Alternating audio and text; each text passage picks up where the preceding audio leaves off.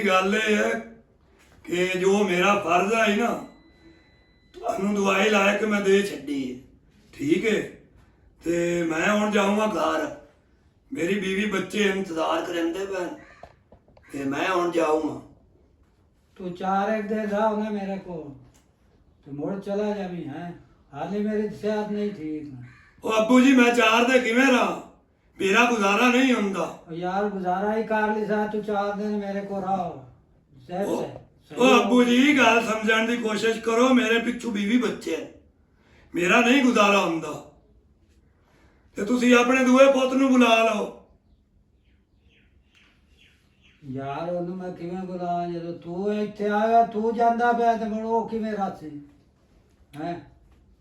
ਉਹ ਅੱਬੂ ਜੀ ਗੱਲ ਤੁਹਾਡੀ ਠੀਕ ਹੈ, ਮੇਰਾ ਜੋ ਫਰਜ਼ ਹੈ ਨਾ ਇੱਕ ਵਾਰੀ ਮੈਂ ਨਿਭਾ ਛੱਡਿਆ ਤੇ ਮੈਂ ਹੁਣ ਜਾਊਂਗਾ ਸ਼ਹਿਰ ਆਪਣੇ बीवी ਬੱਚਿਆਂ ਕੋਲ, ਉਹ ਇਕੱਲੇ ਨੇ।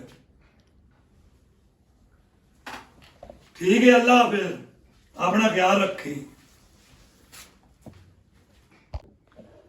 पुत्र जमदा बंदा सुख वास्ते कि कोई सुख हो सी, वो उल्टा दुख ही व्याजा के हिक आया है। वो प्यादा मेरे बीवी बच्चे ते फलान है ठीक है, वो मैनू बीमार नू दवाई ला के दे के आप सिर ला गया। हाँ जी, ये नाल तो बेहतर है मेरी धी चंगी है, उन्होंने लाया ना इन्होंने जदाद का हिस्सा ही वंड के दिता दोवां नू, ते भाई के मेरा इलाज ही नहीं होता कि मैं दवाइयां ला दी। ये दिनों बेहतर मैं मुड़ धी लाया वहाँ हैं।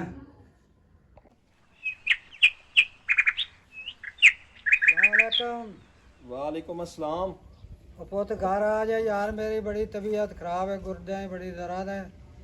अगे वो दूसरा आया है, वो दवाई ला के दे के चला गया।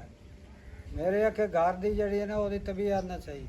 ਤੇ ਅੱਬੂ ਜੀ ਮੇਰੇ ਕੋਲ ਕਿੱਥੇ ਟਾਈਮ ਹੈ, ਮੈਂ ਆਪਣੇ ਬੱਚਿਆਂ ਨੂੰ ਕਾਲਜ ਲੈ ਕੇ ਜਾਣਾ ਹੈ, ਠੀਕ ਹੈ, ਬੀਵੀ ਨੂੰ ਸ਼ਾਪਿੰਗ ਮਾਲ 'ਚ ਲੈ ਕੇ ਜਾਣਾ, ਮੇਰੇ ਕੋਲ ਟਾਈਮ ਨਹੀਂ ਹੈ, ਠੀਕ ਹੈ ਨਾ। ਮਿਹਰਬਾਨੀ ਬਲਕਿ ਤੁਸੀਂ ਮੈਨੂੰ ਫੋਨ ਹੀ ਨਾ ਕੀਤਾ ਕਰੋ। चलो फिर औलाद का फायदा तो कोई नहीं। ਨਹੀਂ ਉਹ ਤੁਹਾਡੀ ਗੱਲ ਬਿਲਕੁਲ ਠੀਕ ਹੈ, ਮੇਰੇ ਕੋਲ ਮਾਕੂਲ ਟਾਈਮ ਹੁੰਦਾ, ਮੇਰੇ ਕੋਲ ਬਸ ਆਪਣੇ मेरे ਬੱਚਿਆਂ ਦਾ। फायदा तो कोई नहीं औलाद का, मुड़ इस गल नो तो मुड़ धियां चंगियां। ਚਲੋ ਜੀ, ਮੈਂ ਤੁਹਾਨੂੰ ਆਖ ਰਿਹਾ ਕਿ ਮੇਰੇ ਕੋਲ ਟਾਈਮ ਹੀ ਨਹੀਂ ਹੁੰਦਾ ਇਤਨਾ, ਠੀਕ ਹੈ ਨਾ। ठीक है, तुसी तो ना करो का इलाज फिर। हाँ हाँ हाँ हाँ हाँ पुत्र तो हमने ने मुड़ देन सदना फोन करना है। वो ताकि मैं एक घर दे बाल पे मेरे बैठे इनू दून सदे हो प्यादा मैंने मुड़ फोन ना कर, मैं मुड़ देन सदना है।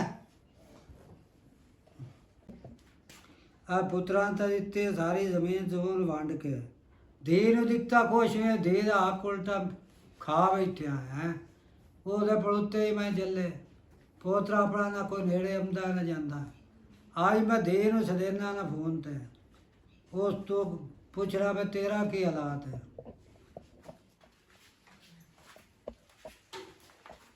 सलाम अलैकुम। वालेकुम सलाम। खुद मेरी बड़ी तबीयत खराब है, ते कई इत्थे घर आ जा। की बनया अबू जी तानू? मेरे गुर्दे ही बड़ी दर्द होंदी है ते मैं तेरे गिरावां नूं आख्या भी मैनू ना तुसी दवाइयां दुइयां लाए लो। वो आले साड़ियां जनानियां बीमार ते है। अबू जी मेरी गल साबियां सुनो, खराब मेनू नहीं ते। मेरी गल सुनो, मेनू जायदादां दी किसे चीज दी जरूरत नहीं है, ठीक है ना। ते उन्हां नूं भाईयां नूं नहीं दस्सिया कि तानू आके दवाई शवाई लै देण। उन्होंने मैं आख्या एक आख्या मेरा टाइम नहीं लगता, मैं बच्चों ने शॉपिंग करावनी। दूए ने आख्या वो प्याला भा मैं 2 दिन दवाई ला के दिती जाना, ते मेरा टाइम मेरा भी कोई नहीं। मेरा प्यो मेनू जायदादां दी किसे चीज दी जरूरत नहीं है, मैं सिर्फ 5 मिंटां च तेरे कोल आई। तू फोन कट, मैं तेरे कोल बस आई। तू परेशान ना, तियां दे हुंदे परेशान नहीं होईदा। आई अबू जी मैं बस। ठीक है जी। अस्सलाम वालेकुम। वालेकुम सलाम। की हाल है अबू जी, ठीक अरे हो? ठीक है, और तबीयत से सुनाओ बस अपनी। शुक्र है अल्लाह दा। मैनू ना डॉक्टर आख्या भी मोड़ तेरे पुत्रा नो तेरी धी चंगी, जिस अपना गुर्दा दे के तैनू बचाया।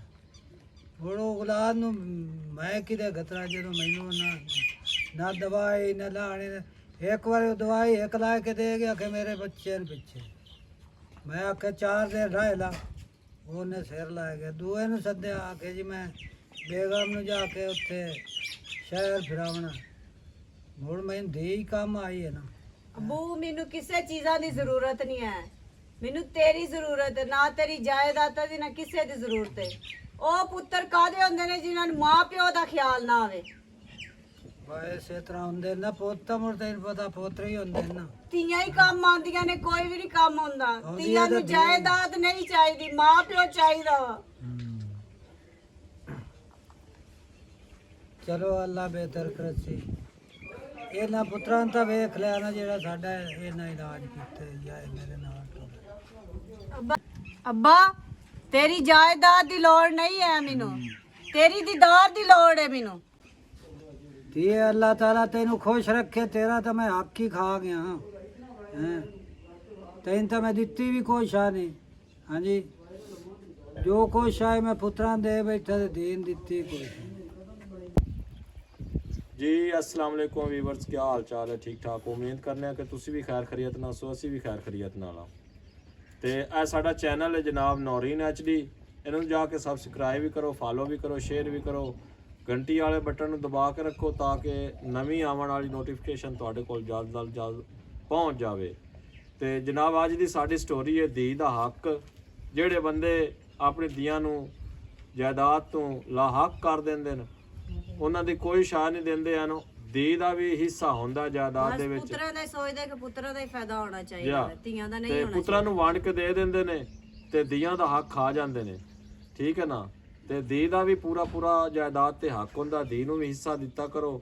ਤੇ ਖੁਦਾਰਾ ਸਾਡੀ ਇਹ ਗੁਜ਼ਾਰਿਸ਼ ਹੈ ਕਿ ਧੀਆਂ ਜਿਹੜੀਆਂ ਨੇ ਪੁੱਤਰਾਂ ਦੀ ਆਸ ਤੇ ਜੰਮਦੀਆਂ ਨੇ, ਧੀਆਂ ਦਾ ਹੱਕ ਨਾ ਖਾਦਾ ਕਰੋ। ਠੀਕ ਹੈ ਨਾ? ਧੀ ਦਾ ਹੱਕ ਧੀ ਨੂੰ ਪੂਰਾ ਦਿੱਤਾ ਕਰੋ। ਤੇ ਬਾਕੀ ਲਵ ਯੂ ਹੋ ਗਿਆ। ਪਾਕਿਸਤਾਨ ਜ਼ਿੰਦਾਬਾਦ।